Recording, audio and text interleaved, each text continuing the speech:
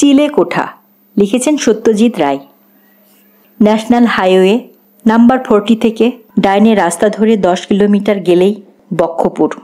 মোড়টা আসার কিছু দূর আগে থেকেই আদিত্যকে জিজ্ঞেস করলাম, কি রে, তোর জন্মস্থানটা একবার ঢু মেরে আসবি না?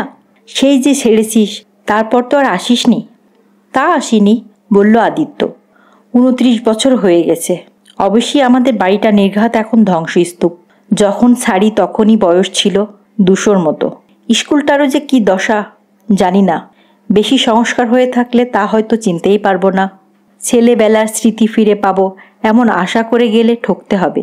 তবে হ্যাঁ, নগাখুড়োর চায়ের দোকানটার এখনো থাকলে ভালো হতো, একটু গলা ভিজিয়ে আসা যেত। ধরলাম বক্ষপুরের রাস্তা। আদিত্যদের জমিদারি ছিল এখানে। স্বাধীনতার বছর খানেকের মধ্যেই আদিত্যের বাবা বরেন্দ্র নারায়ণ বক্ষপুরের পাট চুকিয়ে কলকাতায় এসে ব্যবসা শুরু করেন।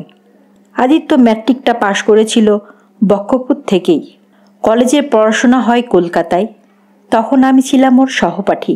76-এ আদিত্যর বাবা মারা যান। তারপর থেকেই ছেলেই ব্যবসা দেখে। আমি ওর অংশীদার এবং বন্ধু। আমাদের নতুন ফ্যাক্টরি হচ্ছে দেউদারগঞ্জে। সেইটা দেখে আমরা ফিরছি। গাড়িটা আদিত্যরই। যাবার পথে ও চালিয়েছে, ফেরবার পথে আমি চালাচ্ছি। এখন বাজে 3:30। মাসটা মাঘ মাস। রোদটা মিঠে লাগছে। রাস্তার দুধারে বিস্তৃত ধানের ক্ষেত কাটা হয়ে গেছে। ফসল এবার ভালোই হয়েছে বলে মনে হলো। পাকা রাস্তা ধরে মিনিট 10 চলার পরেই গাছপালা, দালান কোঠা দেখা গেল। বক্ষপুর হলো যাকে বলে শহর বাজার জায়গা। লোকালয়ে আসার অল্পক্ষণের মধ্যেই আদিত্য বলল, দাঁড়া, বাইরে স্কুলটা। গেটের উপর অর্ধচন্দ্রাকৃতি লোহার ফ্রেমের ভিতর লোহার অক্ষরে লেখা ভিক্টোরিয়া হাই স্কুল, প্রতিষ্ঠা 1872। গেট পেরিয়ে রাস্তার বাঁ পাশে খেলার মাঠ। রাস্তার শেষে দোতলা স্কুল বাড়ি। আমরা দুজনে গাড়ি থেকে নেমে গেটের সামনে গিয়ে দাঁড়িয়েছি। স্মৃতির সঙ্গে মিলছে। আমি জিজ্ঞেস করলাম, আসবেই না? বলল আদিত্য, আমাদের স্কুল ছিল 1 তলা, আর ডাইনে ও বিল্ডিংটা ছিল না। ওটা আমাদের হাডুডু খেলার জায়গা ছিল। তুই তো ভালো ছাত্র ছিলি, তাই না রে? হ্যাঁ, ছিলাম আর কি। তবে আমার বাধা পজিশন ছিল 2nd। ভেতরে যাবি? পাগল নাকি? মিনিট খানেক দাঁড়িয়ে থেকে গাড়িতে ফিরে এলাম দুজনে। তোর সেই চায়ের দোকানটা কোথায় রে? এখান থেকে 3 ফলক সোজা রাস্তা। একটা চৌমাথার মোড়ে। পাশে একটা মুদির দোকান ছিল। তার উল্টো দিকে শিব মন্দির। পোড়া ইটের কাজ দেখতে আসতো কলকাতা থেকে লোকেরা। আমরা আবার রওনা দিলাম। তোদের বাড়িটা কোথায়? শহরের শেষ মাথায়। ও বাড়ি দেখে গেলে ভালো হতো না? ও বাড়ি দেখে মন খারাপ করার কোনো বাসনা নেই আমার। তবুও একবার যাবি না? সেটা পরে ভাবা যাবে। আগে চল, গিয়ে চা খাই। চৌমাথা এসে গেল দেখতে দেখতে। মন্দিরের চূড়োটা একটু আগে থেকেই দেখা যাচ্ছিল। কাছে যেতে আদিত্যর মুখ দিয়ে একটা বিস্ময়সূচক শব্দ বেরোনোর সঙ্গে সঙ্গে চোখ পড়ল একটা দোকানের উপর। সাইনবোর্ডে নগেন্স টি কেবিন। পাশে মুদির দোকানটাও রয়েছে। আসলে 29 বছরে মানুষের চেহারার অনেকটা পরিবর্তন হলেও এইসব শহরের রাস্তাঘাট, দোকানপাটের চেহারা খুব বেশি বদলায় না। শুধু দোকান নয়, দোকানের মালিকরাও বর্তমান। 60-এর উপর বয়স, রোগা পটকা, চাষারে চেহারা, হিসেব করে আশ্রান্ন ধবধবে সাদা চুল, দাড়ি গোফ কামানো, পরনে খাটো ধুতির উপর নীল ডোরা কাটা শার্টের তলার অংশটা একটু দেখা যাচ্ছে, সবুজ চাদরের নিচ দিয়ে ঢাকা। কোত্থেকে এলেন আপনারা? একবার গাড়ির দিকে আর একবার আগন্তুকের দিকে তাকিয়ে প্রশ্ন করলেন নগনবাবু। সম্ভবত আদিত্যকে চিনতে পারার কথা না। দেউদারগঞ্জ, বলল আদিত্য। যাব কলকাতা। এখানে আপনার দোকানে চা খেতে আসা। তা খাবেন বই কি? শুধু চা কেন? ভালো বিস্কুট আছে, চানাচুর আছে। বরং নান খাটাই খান। সবাইকে 2টো করে নান খাটাই দিই। আমরা 2টো টিনের চেয়ারে বসলাম। দোকানে আর লোক বলতে কোণের টেবিলে একটি লোক। যদিও তার সামনে খাদ্য বা পানীয় কিছুই নেই, মাথা হেঁট, হয়তো ঘুমিয়ে পড়েছিল।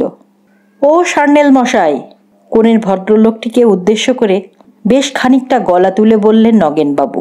4টে বাজতে চলল, বাড়িমুখো হন এবার। অন্য খদ্দের বসার জায়গা হলো। তারপর আমাদের দিকে ফিরে চোখ টিপে বললেন, কানে খাটো, চোখেও চালসে, তবে চশমা করাবেন সে গতিও নেই আর। বুঝলাম এই ভদ্রলোকটি একটি মস্করার পাত্র। শুধু তাই না, নগেনবাবুর কথার যে প্রতিক্রিয়া হলো তাতে ভদ্রলোকের মাথা ঠিক আছে কিনা সে বিষয়ে সন্দেহ জাগে। আমাদের দিকে কয়েক মুহূর্তের জন্য চেয়ে থেকে শরীরটাকে একবার ঝেড়ে নিয়ে সান্যাল সাহেব তার শীর্ণ ডান হাতটা বাড়িয়ে চালসে পড়া চোখ দুটো কষলে নিয়েই কবিতা আবৃত্তি করা শুরু করলেন। মারাঠা দস্যু আসিছে রে, ওই করো করো সবে সাজ, আজমির গড়ে কহিলা হাকিয়া দুর্গেশ দুমরাজ। এই থেকে শুরু করে ভদ্রলোক বসা অবস্থা থেকে উঠে দাঁড়িয়ে দোকানের বাইরে এসে রবীন্দ্রনাথের পণরক্ষা কবিতাটা পুরো আবৃত্তি করলেন। কোনো বিশেষ কাউকে লক্ষ্য না করেই একটা নমস্কার ঠুকে একটু যেন বেসামালভাবেই চৌরাস্তার একটা রাস্তা ধরে চলে গেলেন সোজা। হয়তো তার নিজের বাড়ির দিকেই। চৌরাস্তায় লোকের অভাব নেই, বিশেষত মন্দিরের সামনে ৮-১০ জন লোক শুয়ে বসে রোদ পোহাচ্ছে। কিন্তু আশ্চর্য এই যে তাদের কারোরই এই আবৃত্তি শুনে কোনো প্রতিক্রিয়া হলো না। ব্যাপারটা যেন কেউ গ্রাহ্যই করল না। আসলে পাগলের প্রলাপের বেশিরভাগটাই বাতাসে হারিয়ে যায়, তাকে কেউ মনে রাখে না, কান দেয় না। পাগল আরও ঢের দেখেছি, তাই ঘটনাকে আমার মন থেকে ঝেড়ে ফেলতে কোনো অসুবিধা হলো না। কিন্তু আদিত্যর দিকে চেয়ে দেখি সে একটু হকচকিয়ে গেলাম। তার চোখে মুখের ভাব পাল্টে গেছে। কারণ জিজ্ঞেস করাতে সেও কোনো জবাব না দিয়ে নগেনবাবুকে প্রশ্ন করল, ভদ্রলোক কে বলুন তো, আর করেনি বা কি? নগেনবাবু নিজের হাতেই 2 গ্লাস চা আর একটা প্লেটে 4টে নানখাটাই আমাদের সামনে এনে রেখে বললেন, শশাঙ্ক সান্যাল। কি আর করবে, অভিশপ্ত জীবন মশাই। অভিশপ্ত জীবন?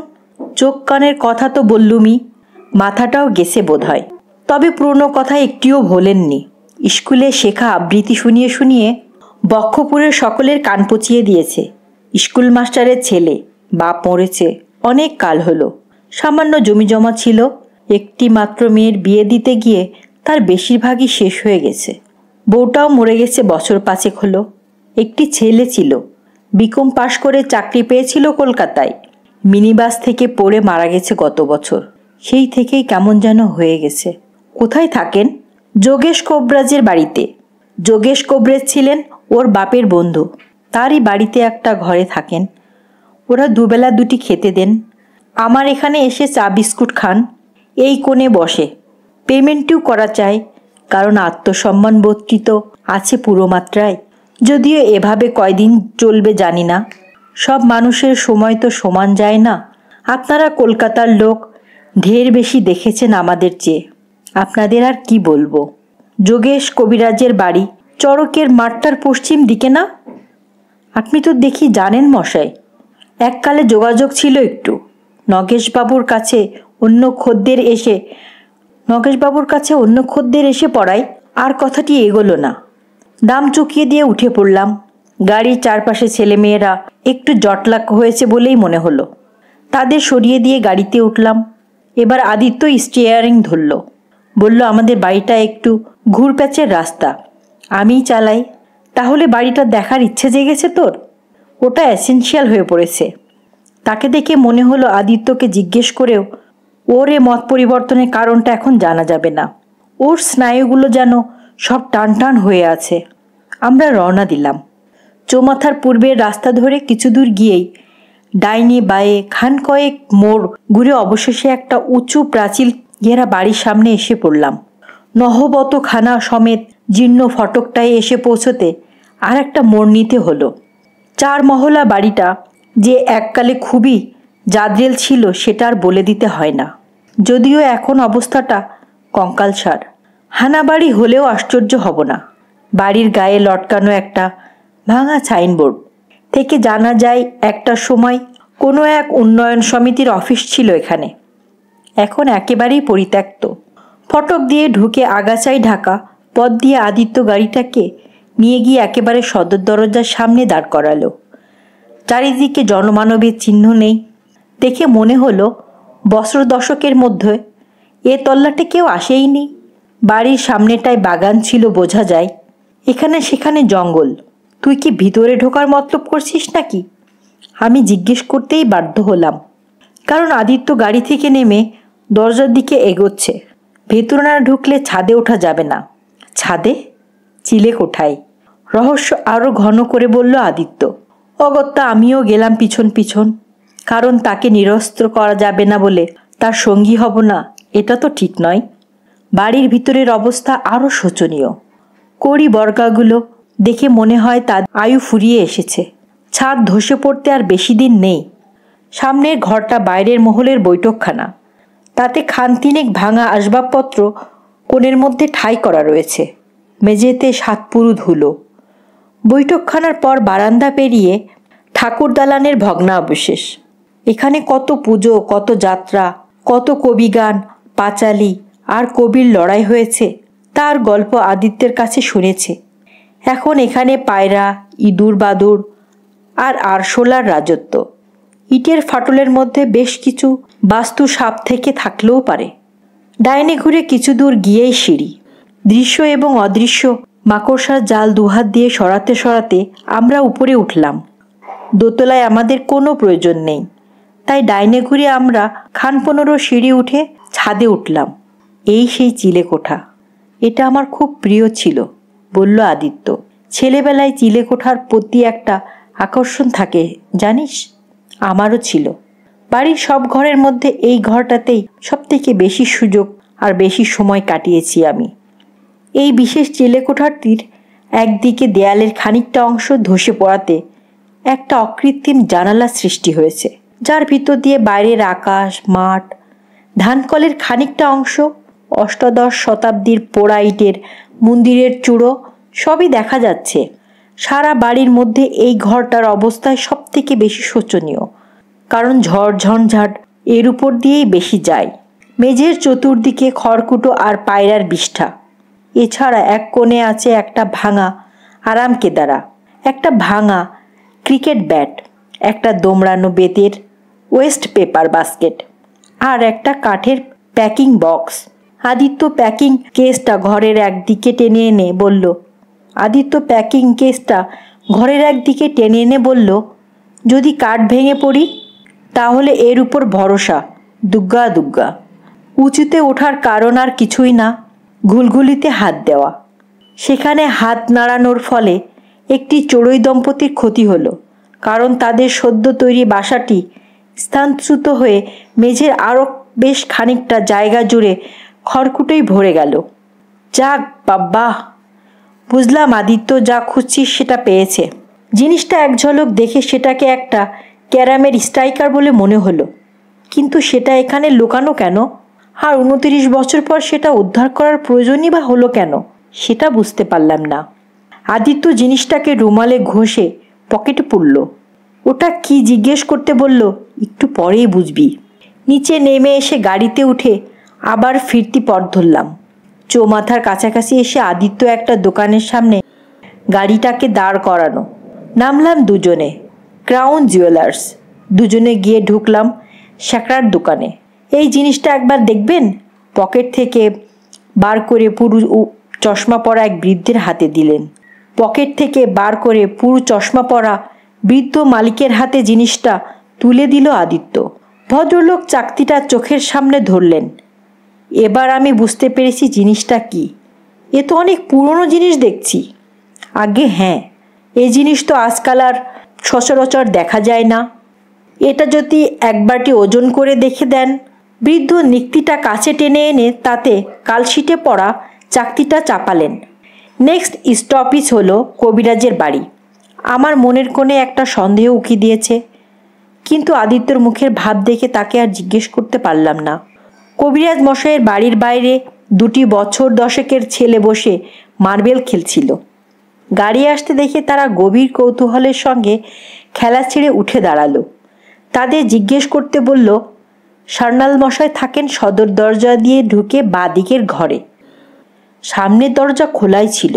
বাঁ ঘর থেকে কিছুর একটা আওয়াজ পাচ্ছিলাম। আরও এগোতে বুঝলাম সার্নাল মশাই আপন মনে আবৃত্তি করে চলেছেন দেবতার গ্রাস। আমরা ঘরের দরজার মুখটায় গিয়ে দাঁড়ালেও সে তার কবিতা আবৃত্তি করা থামালো না। আমরা যে এসে দাঁড়িয়েছি সেটা যেন সে বেমালুম ভুলেই গেছে। একটু আসতে পারি? আদিত্য জিজ্ঞেস করল আবৃত্তি শেষ হবার পর। ভদ্রলোক ঘুরে দেখলেন আমাদের দিকে। আমার এখানে তো আসে না কেউ। ভাবলেশীন কণ্ঠেশ্বরে বলল। আদিত্য বলল, আমরা এলে আপত্তি করবেন না তো? সান্যাল সাহেব মুখের দিকে তাকিয়ে বলল, আসুন আসুন। আমরা ঢুকলাম গিয়ে ঘরের ভিতর। তক্তঘোষে ছাড়া আর কোনো আসবাবপত্র নেই। দুজনে দাঁড়িয়েই রইলাম। সান্যাল মশাই চেয়ে আছেন আমাদের দিকে। আদিত্য নারায়ণ চৌধুরীকে আপনার মনে আছে? আদিত্য প্রশ্ন করল। বিলক্ষণ, বললেন ভদ্রলোক। আলালের ঘরে দুলাল। ছাত্র ভালোই ছিল, তবে আমাকে কোনো দিন টেক্কা দিতে পারেনি। হিংসে করত, প্রচণ্ড হিংসে করত, আর মিথ্যে কথা বলতো। জানি, বলল আদিত্য। তারপর পকেট থেকে একটা মোড়ক বার করে সান্যালের হাতে দিয়ে বলল, এইটা আদিত্য আপনাকে দিয়েছে। ওটা কি? টাকা। টাকা? কত টাকা? 150। বলেছে এটা আপনি নিলে সে খুশি হবে। হাসবো না কাঁদবো? আদিত্য টাকা দিয়েছে আমায়? হঠাৎ এ মতি হলো কেন? সময়ের অভাবে তো মানুষ বদলায়। আদিত্য এখন হয়তো আর সে আদিত্য নেই। আদিত্য বদলাবে। প্রাইজ পেলুম আমি। উকিল রামশরণ বাদুর্যের নিজের হাতে দেওয়া মেডেল। সেটা আর সহ্য হলো না।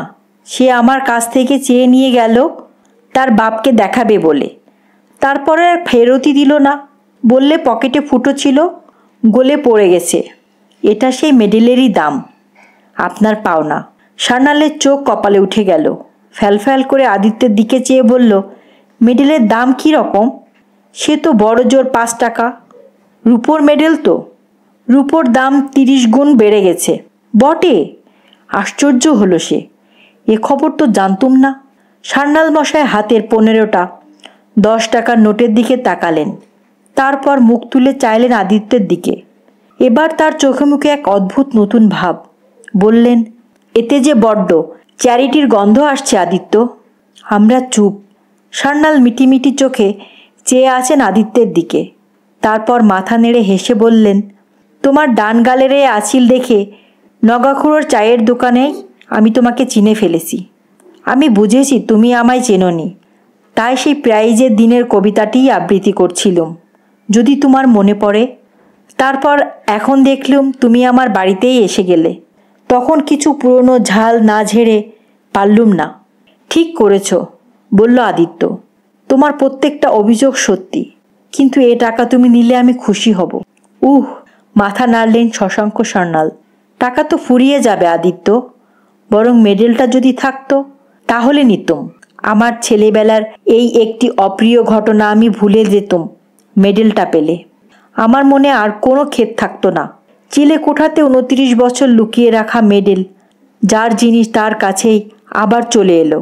এত দিনেও তার গায়ে খোদাই করে লেখাটা ম্লান হয়নি, শ্রীমান শশাঙ্ক সান্যাল, আবৃত্তির জন্য বিশেষ পুরস্কার, 1948। ধন্যবাদ।